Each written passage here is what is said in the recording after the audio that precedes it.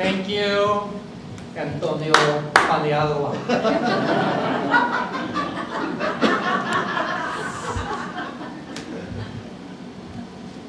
So there I was, a young man on a red-eye flight, and I was flying alone.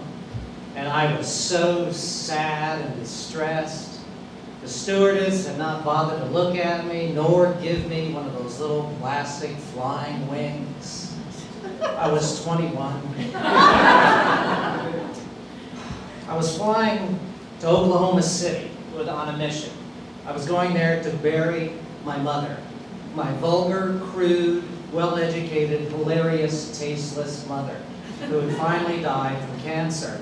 And I was bereft because I promised her I would be there at the hour of her death, and I could not be there at the hour of her death. The plane lands at El Paso, pick up a passenger, the man sits down next to me, we start talking, he has a thick Eastern European accent, I can barely understand what he's saying, but he wants to know. So tell me, where are you going? I'm flying to Oklahoma City to bury my mother. Oh! He starts telling me stories. He unrolls his sleeve. He has numbers tattooed on his old arm. He tells me he was a concentration camp survivor. And he tells me that you, son, have experienced the blessing. You know what became of your mother. I never knew what became of my mother. And then for the rest of the flight, he tells me these tasteless, horrible, old Borscht Belt jokes. And I'm starting to feel guilty because I'm laughing at this humor. He's got this accent like he's Jackie Mason, this old comedian.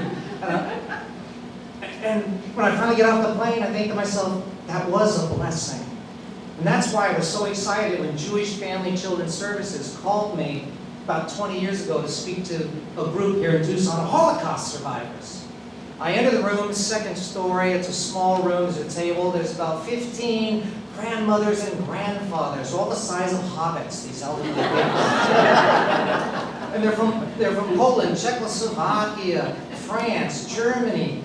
And because they came here in early adulthood, they still have thick accents. I can't understand much of what they're saying. I race through my dog and pony show because I want to ask them questions about their life experiences. While I'm trying to race through my presentation, two women in the back of the room are behavior problems in the classroom.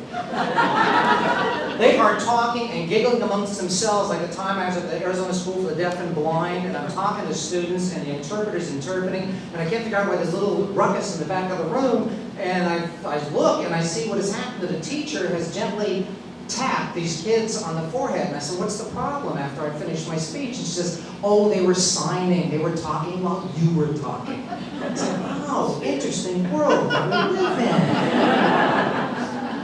in. These two ladies are laughing. They're telling these little stories. Well, I'm talking to the group afterwards. I corner them both, and they're sweet. They're about 3 feet high. They remind me of my mother, these white-haired women. I can barely understand what they are saying.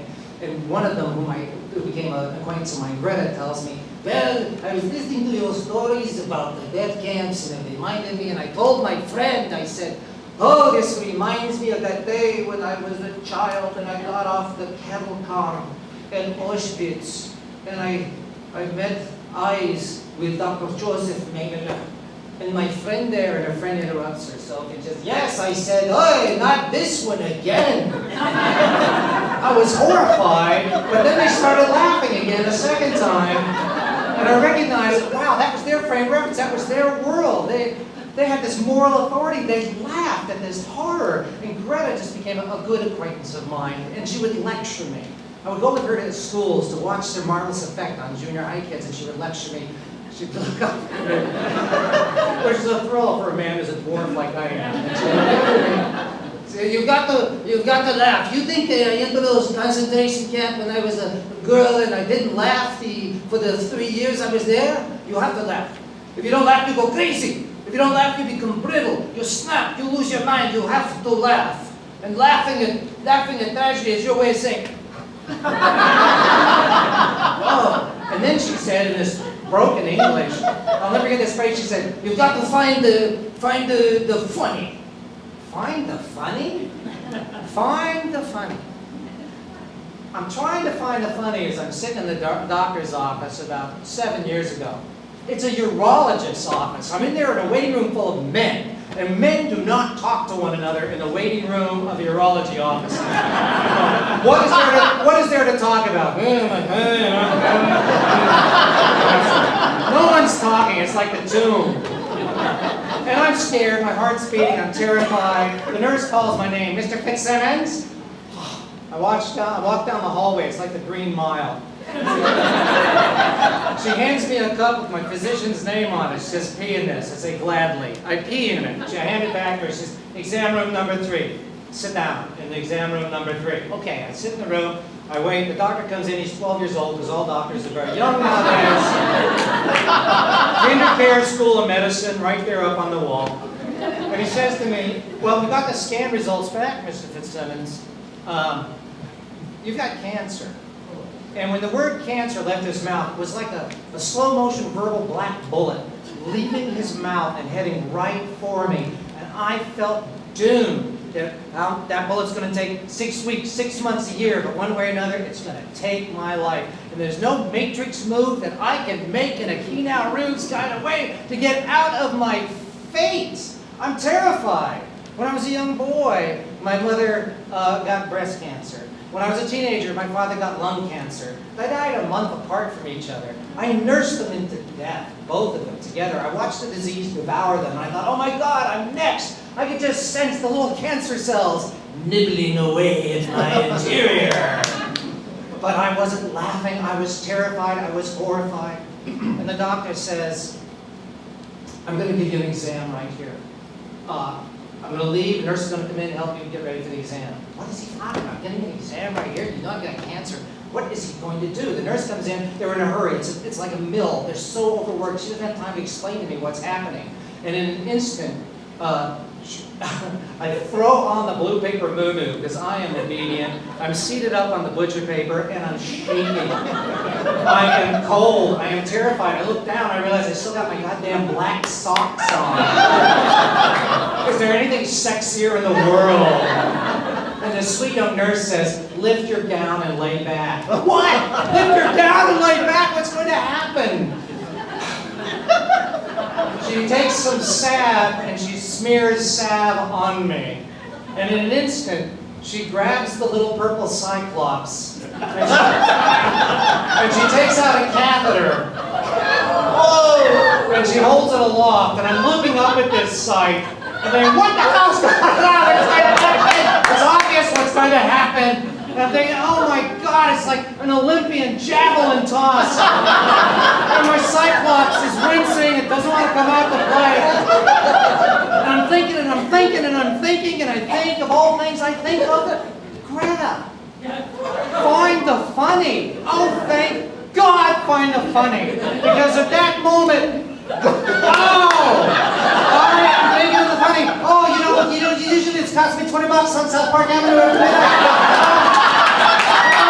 Let me know if you find some giant miners down there, please. I'm prepped. The doctor comes in, the doctor slips a scope in the end of it, and he wheels close to me. His tummy is touching my belly, and I'm awkward, and I don't know what to do with my hands. And so I'm trying to break the ice, so I say, what made you choose this field of medicine? And he's a brilliant young physician, and in a heartbeat, I can sense he smiles down there. Yeah, and he says, oh, for the puns and the wordplay. He says, you're a writer, aren't you? You're not going to write about this, are you? I said, no, I'm not going to write about this. He finishes the exam, and he says, well, Mr. Fitzsimmons, it's not as bad as I thought. You'll probably require surgeries and treatments. Wow. He was right. I've had 3 surgeries, 2 sets of treatments, and the entire time I laughed like an idiot. I made fun of the experience. I ridiculed myself because, man, when you're sitting there in your black sexy socks, you're wearing the blue paper moo-moo, and you have a catheter hanging out of you. I mean, the only thing you can do with that is do some deep sea fishing, put a little hook on you. One time he gave me an exam, his head is against my belly, and I didn't know what to do, so I started to pet his head. It's funny, I couldn't hear it, but I could tell that he was sighing. So, Anyway, so I'm fine today, thankfully. But back on that day, I got the diagnosis. I was still fighting it, trying to find the funny, terrified, wondering what my fate was. I go home, I tell my wife, I tell my son, and then I have to tell my youngest son. And I want to tell him every graphic detail because of my experience with my parents. I want to know everything. I want him to know everything. I give him worst case scenario, best case scenario. Very detailed description. The whole time he's nodding. Apparently he's sympathetic. He's very worried about me. He's got a very serious expression on his face. Fine. Apparently, something was lost in translation.